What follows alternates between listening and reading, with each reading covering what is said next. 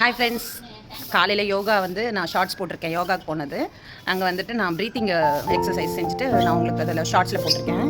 இப்போ வந்துட்டு பசலைக்கீரையை நம்ம அறுவடை செஞ்சு நம்ம தோட்டத்துலேருந்து இன்றைக்கி கீரையை நம்ம வந்து பசலைக்கீரை கடைஞ்சி இன்றைக்கி சாப்பாடு லஞ்சுக்கு செய்ய போகிறேன். வாங்க போய் பார்க்கலாம். நம்ம தோட்டத்து கீரை மருந்து போடாமல் நம்ம வந்து அறுவடை செஞ்சு சாப்பிட போகிறது நீங்களும் பாருங்கள். பிடிச்சிக்கோ.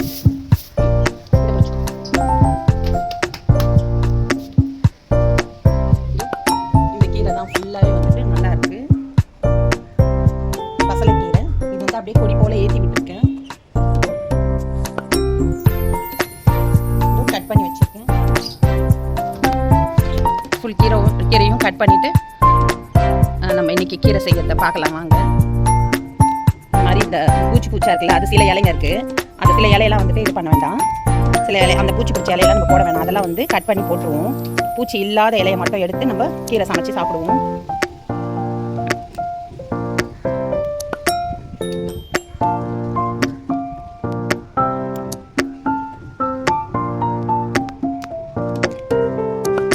இங்கெல்லாம் நல்லாவே இருக்கு, பூச்சி எதுவும் இல்லை, நல்லா இருக்கு.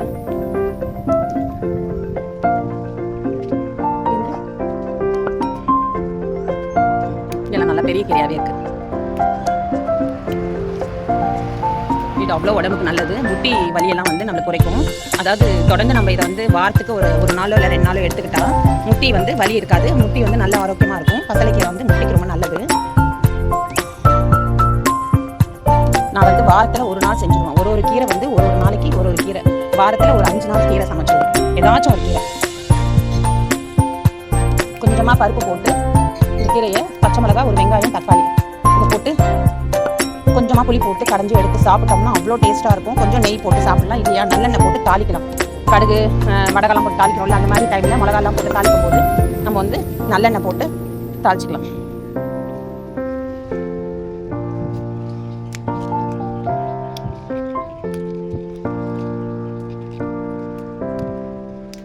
அதேமாதிரி வாய் புண்ணுக்கும் வந்து இது ரொம்ப நல்லது. வாய் புண்ணாக இருந்ததுன்னா அதுவும் ஆற்றும். பசலைக்கீரை வாய் புண்ணு, வயிற்று புண்ணு இதெல்லாம் வந்து சரி செய்யும். கீரையை கொஞ்சம் அதிகமாக சேர்த்துக்கோங்க. பருப்பு கொஞ்சம் கம்மியாக போட்டுக்கோங்க. பருப்பு வந்து அதிகமாக சேர்க்கக்கூடாது. கீரையை தான் அதிகமாக சேர்க்கணும். அதான் இன்றைக்கி நம்ம இந்த கீரையை பறிச்சாச்சு.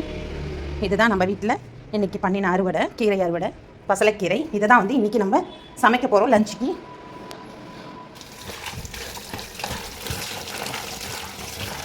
எந்த வித மருந்தும் போடாமல் பஞ்சகவ்யம் மட்டும்தான் போட்டேன். நான் இந்த செடிக்கு வந்து மண்ணில் வந்து பஞ்சகவ்யம் போட்டுட்டு மேலே செடியில் கொஞ்சம் ஸ்ப்ரே பண்ணிவிட்டேன். அவ்வளோதான். இயற்கை முறையில் ஆர்கானிக்காக வளர்ந்த கீரையை நம்ம இன்றைக்கி லஞ்சுக்கு உபயோகப்படுத்த போகிறோம்.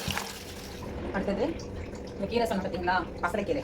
இது வந்துட்டு நம்ம அலசி வச்சாச்சு. இந்த கீரை வந்து நம்ம வந்துட்டு பருப்பு போட்டு கடைய போகிறோம். இந்த குக்கரில் வந்து நான் என்ன வச்சுருக்கேன்னா காராமணி வச்சுருக்கேன். என்ன செய்ய போகிறேன்னா காராமணியும் கத்திரிக்காவும் போட்டு தொக்கு மாதிரி செஞ்சுட்டு இந்த கீரையை வந்து இன்றைக்கி லஞ்சுக்கு வந்து கீரையை செஞ்சுட்டு சாப்பாடு வைக்க போகிறோம். இதுதான் இன்றைக்கி நம்ம லஞ்ச். கீரையை வந்துட்டு நம்ம என்ன போட போகிறோம்னு பாருங்க. சும்மா 1 கப்பு பருப்பு போட்டால் போதும். அப்புறம் சோளம்பருப்பு தான் நான் இப்போ 1 கப்பு போட்டேன். சோளம்பருப்பு போட்டேன் 1 கப்பு. இப்போ வந்து சும்மா கொஞ்சமாக இவ்வளோண்டு வந்து கைத்தம்பருப்பு போட்டுட்டேன், சிறுபருப்பு. கொஞ்சம் வாஷ் பண்ணிடுவோம்.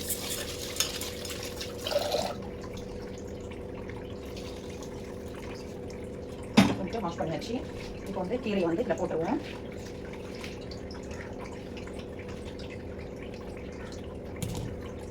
இப்போ வந்து இந்த பச்சை மிளகாவும் வெங்காயமும் வந்து அரிஞ்சு வச்சிருக்கேன். இதை கட் பண்ணி வச்சிருக்கேன். இது வந்து கத்திரிக்காய் தொக்குக்கு இந்த பார்ட்டிஷன் வந்து கீரைக்கு, இந்த கத்திரிக்காய் தொக்குக்கு. அதே மாதிரி பாதி வந்துட்டு கீரைக்கு தக்காளி, மீதி பாதி வந்து கத்திரிக்காய் தொக்குக்கு. இந்த கொஞ்சம் போட்டு இது தொக்குக்கு.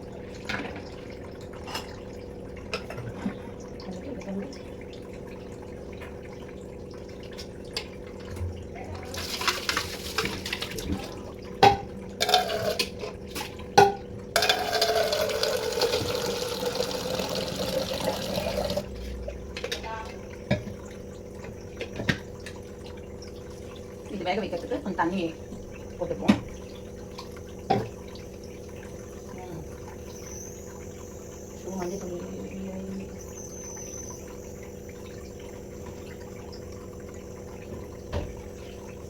மஞ்சள் தூள் தீர்ந்துச்சு. நான் மஞ்சளே வந்துட்டு நம்ம வீட்டில் அறுவடை பண்ண மஞ்சள் தான் வச்சிருந்தேன். கிழங்கு மஞ்சள் இஞ்சி பூண்டு விழுது மாதிரி அரைச்சி வச்சிருந்தேன். நல்லா யூஸ் பண்ணினேன். நான் காலி ஆயிடுச்சு. இப்போ இன்னொரு வாட்டி வந்து 2 க்ரோ பேக்கையும் போட்டு வச்சிருக்கேன். அதில் வந்து ஃபுல்லாக மஞ்சள் வந்துட்டு செடி வந்துருக்குது. அது முளைச்சி வந்துருக்கு மஞ்சள் கிழங்குலேருந்து. அது வந்து எப்படியும் 1 வருஷம் ஆகும்னு நினைக்கிறேன். அடுத்த வருஷம் தான் வந்து அடுத்த வருஷம் வந்து நம்ம அறுவடை இருக்கும்னு நினைக்கிறேன். அது உங்களுக்கு நான் அப்போ வந்து வீடியோவில் போடுறேன். இப்போ வந்து சாமி மஞ்சள் தூள்லேருந்து கொஞ்சோண்டு மஞ்சள் தூள் எடுத்துக்கலாம். ஏன்னா மஞ்சள் தூளே வந்து ஃபுல்லாகவே காலி ஆச்சு. நான் மஞ்சள் வாங்கி அரைச்சி எடுத்துகிட்டு வந்து யூஸ் பண்ணுவேன். மஞ்சள் தூள் வாங்க மாட்டேன். அதே மாதிரி காஷ்மீர் சில்லி வாங்கி வந்து அரைச்சி மிளகா தூள் ரெடி பண்ணி வச்சுப்பேன். எல்லாமே வந்து அரைச்சி தான் வச்சுப்பேன். நான் வந்து பேக்கெட்லாம் வாங்க மாட்டேன். கொஞ்சம் சமயத்தில் காலி ஆயிடுச்சு, அரைக்க முடியல, டைம் இல்லை அப்படின்னா அந்த டைமில் ஒரு சின்னதாக ஒரு 20 பேக்கெட் வாங்கி யூஸ் பண்ணிடுவேன். அவ்வளோதான்.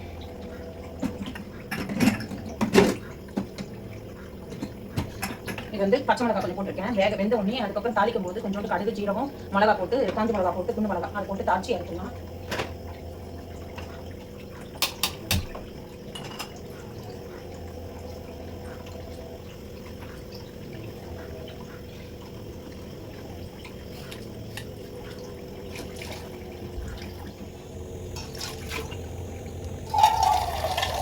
கிணத்துல வந்து ரசம் வச்சுக்குவோம். ரசத்துக்கு வந்து என்ன பண்ணியிருக்கேன், தக்காளி ரசம். தக்காளி கொஞ்சம் அதிகமாக போட்டுருக்கேன். தக்காளி ரசம் வச்சுக்கலாம். புளி வந்து கொஞ்சம் கம்மியாக எடுத்துக்கலாம். ஏன்னா புளி வந்து ரத்தம் சொல்லும். அதனால ரத்த இது வந்து கம்மி பண்ணும் புளி. அதனால புளி வந்து அதிகமாக சேர்க்காம தக்காளியை சேர்த்து சாப்பிட்டுக்கலாம். இயற்கையான முறையில் தக்காளி போட்டு கொஞ்சம் புளி போட்டு தான் நம்ம போடுறோமே அந்த தக்காளியோ புளியோ. அதனால இந்த தக்காளி அதிகமாக பண்ணிட்டு புளி வந்து கொஞ்சம் கம்மியாக சேர்க்கணும்.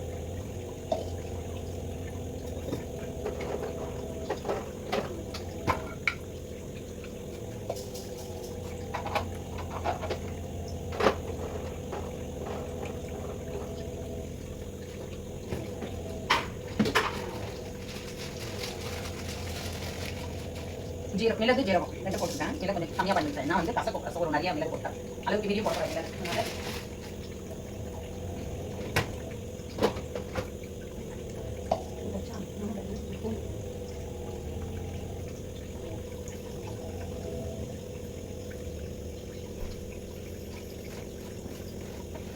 பூண்டு வந்து நமக்கு வந்து அழுகி போயிடுது வாங்கி வச்சா.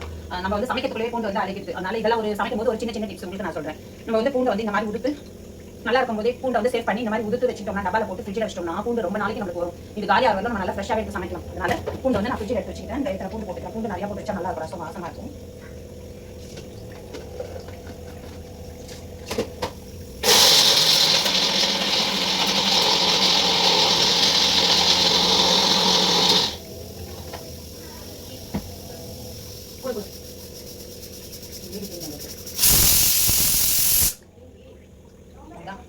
மஞ்சள் தூள் போயிட்டு இப்போ வாங்கி வந்துட்டேன். ஏன்னா அது சாமிக்கு வைக்கிற மஞ்சள் வந்து வேற, இது நம்ம சமைக்கிறது வேற மஞ்சள். அதனால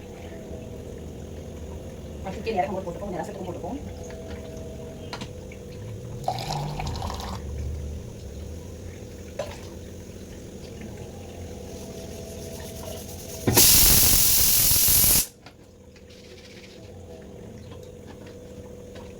கொஞ்சம் வெயிலுக்கு முன்னாடி சமைச்சிடலாம் பார்த்தேன். ஆனால் வெயில் ஸ்டார்ட் ஆயிடுச்சு. அடுத்தது புளி விழுது வந்து அரைச்சி வச்சுட்டேன். 1 ஸ்பூன் போட்டாச்சு.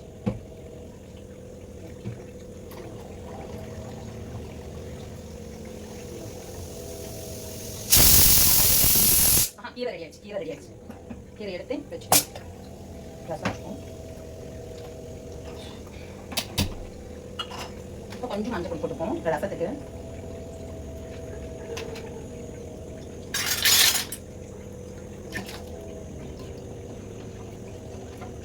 தக்காளி ரசம் ரெடி. அதை போய் உப்பு போட்டுக்கலாம். ரசத்துக்கு தேவையான உப்பு போட்டாச்சு.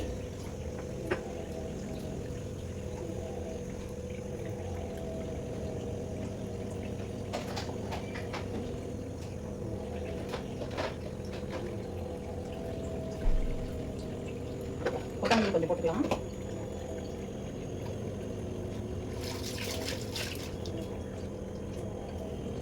கொத்தமல்லி போட்டுட்டோம்னா இன்னும் செம்மையா ஸ்மெல் நல்லா வரும்.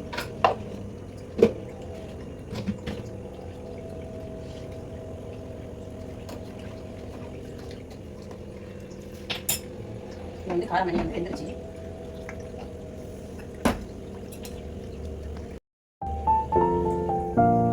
அடுத்து ரசம் வந்துட்டு இறக்கிடலாம்.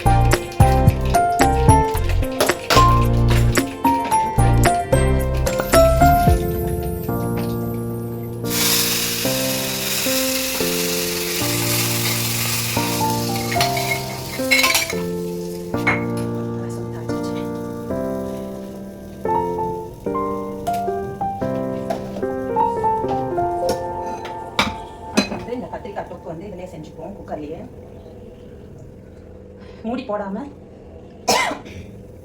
குக்கர்லேயே செஞ்சுப்போம்.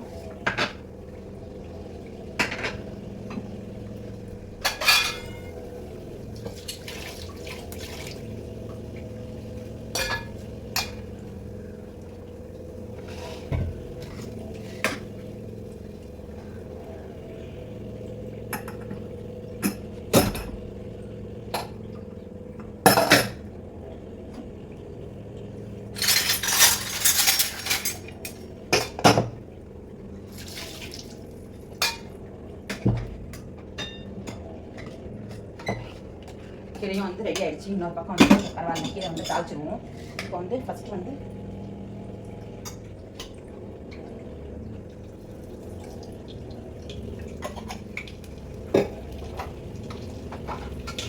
கொஞ்சம் கடுகு,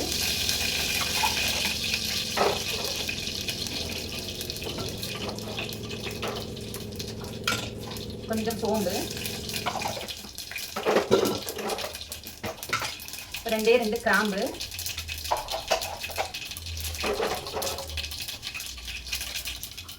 வெங்காயம்,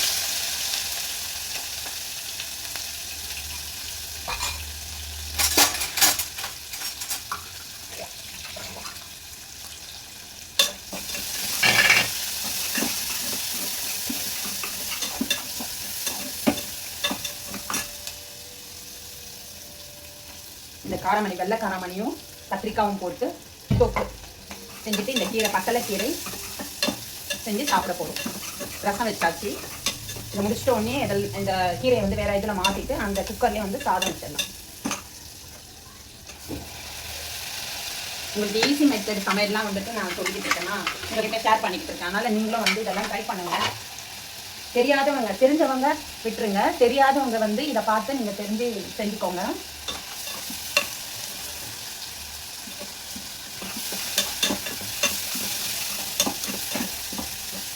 என்ன பண்ணணும், கத்திரிக்காய் எடுத்து இதில் வதக்கணும். இந்த எண்ணெயிலே கொஞ்சம் வதக்கிடுவோம்.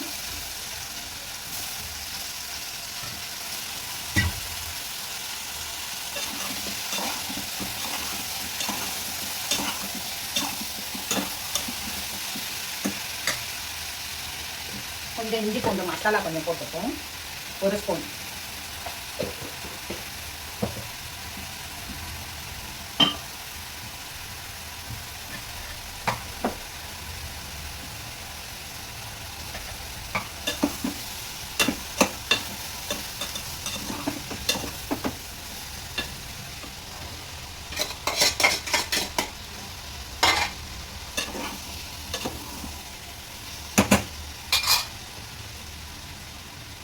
வந்துட்டு மிளகாத்தூள் வந்து ஒரு 1.5 ஸ்பூன் போட்டுக்கலாம்.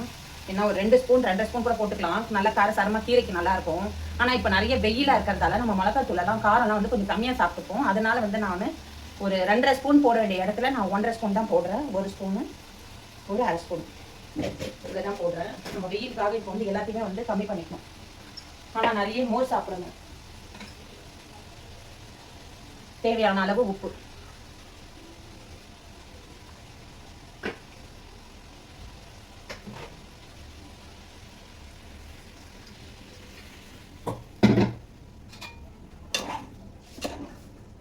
ஆல்ரெடி காரமணியை நம்ம குக்கரில் வேக வச்சாச்சு. இப்போ கத்திரிக்காய் வேகிற அளவுக்கு தண்ணி ஊற்றினா போதும். நிறைய தண்ணி ஊற்ற வேணாம். நிறைய தண்ணி ஊற்றணும்னா கத்திரிக்காய் வந்து அப்படியே குழஞ்சிடும். அதனால கத்திரிக்காய் வந்து அப்படியே பீஸாக இருக்கணும்னா தண்ணி கொஞ்சமாக ஊற்றிக்கோங்க. ஏன்னா நம்ம இப்போ கத்திரிக்காய் வேகிறதுக்கு மட்டும்தான் வந்து இந்த மிளகா நெடியை போகிறதுக்கு மட்டும்தான் வந்து நம்ம தண்ணி ஊற்றிருக்கோம்.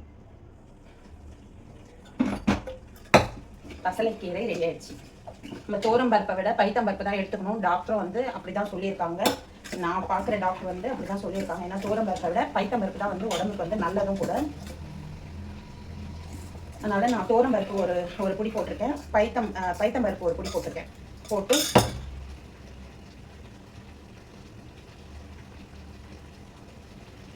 காலையிலே சமைச்சிட்டு இருக்கணும். காலையில் எனக்கு வேறு ஒர்க் இருந்ததால் என்னால் காலையில் சமைக்க முடியல.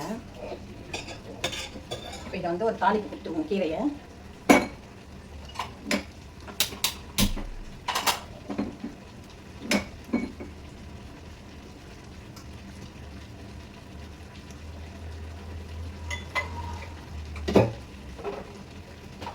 இதுக்கு வந்து கொஞ்சம் கடுகு இல்லாத சமையலே இல்லை. கடுகு தான் முதல்ல நினைக்கிறேன்.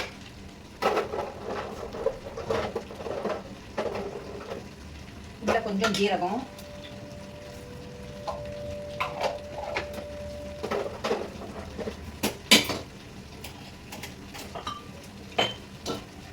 கடுகு, ஜீரகம், ஒரு 4 காஞ்ச மிளகாய், குண்டு மிளகாய், பச்சை மிளகாவும் போட்டிருக்கோம். இருந்தாலும் தாளிச்சி போட்டோம்னா அது ஒரு டேஸ்ட் கொடுக்கும்.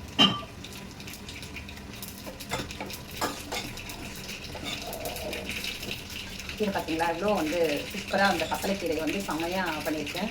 இந்த மாதிரி க்ரீனிஷாக நல்லா இருக்குது பார்க்குறது. இது வந்து தாளிச்சு அவ்வளோதான், கீரை முடிஞ்சிருச்சு.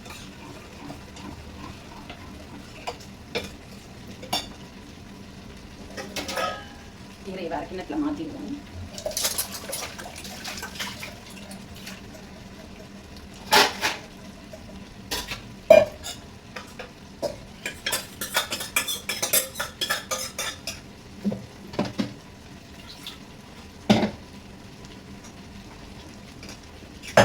கீரை குழம்பு ரெடி ஆகிடுச்சு. பசலைக்கீரை குழம்பு ரெடி ஆகிடுச்சு. இது பாருங்கள், பார்க்கவே அப்படி க்ரீனாக நல்லாயிருக்கு. கீரை முடிஞ்சிருச்சு, அடுத்த ரசம் முடிஞ்சிருச்சு. இப்போ வந்து இதில் சாதம் வச்சுப்போம். ஒரே ஒரு மிஸ்டேக் மட்டும் நடந்துருச்சு. இந்த கீரை வந்து கடைஞ்சோம் பார்த்தீங்களா, அதில் வந்து 1 ஸ்பூன் அளவுக்கு வந்து நம்ம புளி போட்டுக்கலாம். புளி விழுது. ஏன்னா வந்துட்டு நம்ம புளி போடவே இல்லை, மறந்துட்டோம். புளி போட்டதுக்காக கொஞ்சம் ஒரு கொதி விடலாம். ஒரே ஒரு கொதிப்பு வர வந்த உடனே ஆஃப் பண்ணிடலாம். ஏன்னா புளி போட்டிருக்கோம்ல, அதுக்காக ஒரே ஒரு கொஞ்சம் கொதிக்க வச்சுட்டு இறக்கிடுவோம். அவ்வளோதான்.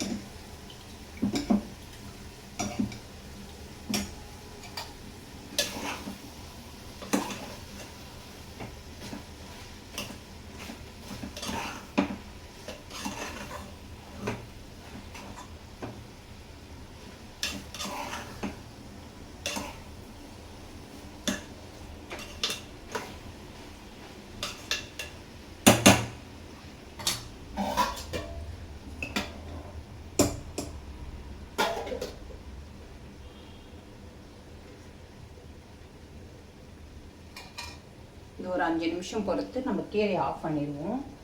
இது வந்துட்டு தண்ணியெல்லாம் கொஞ்சம் இதுவாகிடுச்சு. நல்லா கொஞ்சம் இதுவாக ட்ரையாக தொக்கா, அது எப்படி செய்யுதுன்னு தெரில, தண்ணியெல்லாம் இல்லாமல் அப்படியே கிரேவி, அதாவது தொக்கா பண்ணணும். அதனால் இது பண்ணியிருக்கேன். தண்ணியெல்லாம் சுண்டிச்சோம். கொஞ்சோண்டு எண்ணெய் போட்டு நம்ம பண்ணோம்னா கொஞ்சம் செவக்க வரும். செவக்க வந்ததுன்னா நம்ம டேஸ்ட்டாக இருக்கும். பாருங்க, இப்போ வந்துட்டு நல்லா வந்து தொக்கு பதத்துக்கு வந்துருச்சு. இந்த கத்திரிக்காய்லாம் பார்த்தீங்களா, அப்படியே முழுசாக இருக்குது. அந்த குழஞ்சி போகாமல் கத்திரிக்காய் வந்து அப்படியே முழுசாக நல்லா வெந்தும் இருக்குது, முழுசாகவும் இருக்குது. ரொம்ப நல்லா வந்துருக்கு.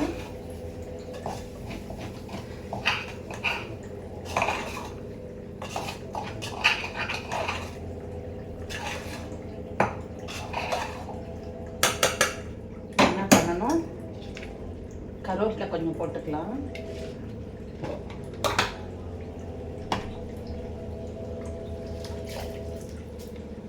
கொத்தமல்லி கொஞ்சம் போட்டுப்போம். அவ்வளோதான். இந்த பொரியலும் ரெடி ஆகிடுச்சு. பாருங்கள், இந்த பொரியலும் ரெடி ஆகிடுச்சு. காராமணி கத்திரிக்காய் பொரியல் அதுவும் ரெடி ஆகிடுச்சு. நம்ம இதையும் ஆஃப் பண்ணிடலாம். ரசம் கீரை ரெடி ஆகிடுச்சு. இப்போ வந்து நம்ம சாப்பாடுக்கு மட்டும்தான் வெயிட்டிங். இப்போது சாதம் வந்துட்டு குக்கரில் வச்சுருக்கேன். இது வெந்து முடிஞ்ச உடனே நம்ம சாப்பாடு வந்துட்டு எப்படி இருக்குதுன்னு சுவை பார்ப்போம். வாங்க, இப்போ வந்து எல்லாமே ரெடி ஆகிடுச்சு சாப்பாடு. அதனால் நம்ம இப்போ வந்து எப்படி இருக்குன்ட்டு சுவை பார்ப்போம். வெயில் கொதிக்குது வெளியில். இந்த கொதிக்க சாப்பாடு ரொம்ப கஷ்டமாக இருக்குது. ஆனால் வந்து சரி, சாப்பாடை செஞ்சதை சுவை பார்க்கணும்ல, அதுவும் செய்யணும்ல. கஷ்டப்பட்டு செஞ்சுருக்கோம், அந்த டேஸ்ட்டும் வந்து பார்க்கணும்ல.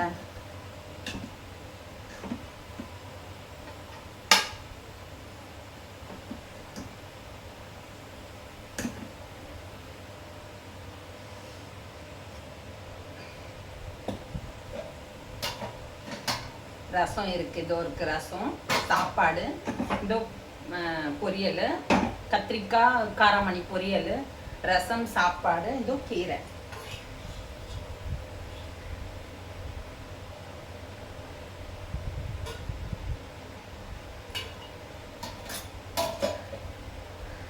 பசலைக்கீரையை வந்து நம்ம இன்னைக்கு வந்து சமைச்சிருக்கோம். இது பாருங்க எப்படி கிரீனிஷா இருக்குது, நல்லா இருக்கு.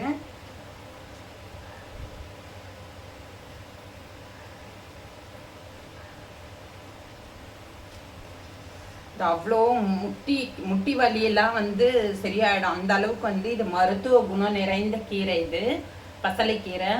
அடுத்தது வந்து வாய் புண்ணு, வயிறு புண்ணு இதெல்லாமும் சரி செய்யும் பசலைக்கீரை. அதனால வாரத்துல 2 நாள் பசலைக்கீரை எடுத்துக்கோங்க. நிறைய பிரச்சனையை சரி பண்ணணும் இந்த பசலைக்கீரை.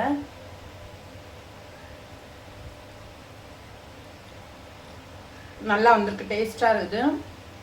இதே மாதிரி நீங்களும் ட்ரை பண்ணுங்க, ரொம்ப சுவையா இருக்கு. என்ன ஒன்று சூடா இருக்கு.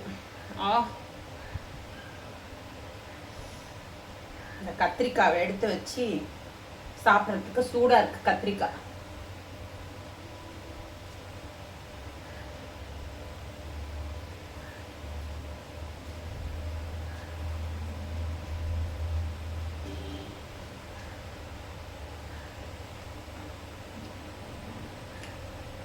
கத்திரிக்காய் அப்படியே முழுசா இருக்கு.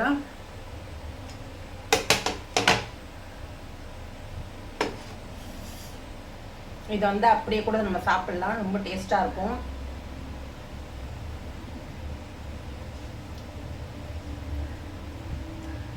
செம்மையா இது கத்திரிக்காய் காராமணி பொரியல் வந்து செம்ம டேஸ்டா இருக்குது. நான் ஃபர்ஸ்ட் தொக்குன்னு தான் சொன்னேன். தொக்கு அதான் கிரேவி மாதிரிலாம் செய்ய பிடிக்கல எனக்கு. இன்னைக்கு வந்து இந்த கீரை சாதத்துக்கு இந்த மாதிரி செஞ்சாதான் டேஸ்டா இருக்கும். அதனால இப்படி செஞ்சுட்டேன்.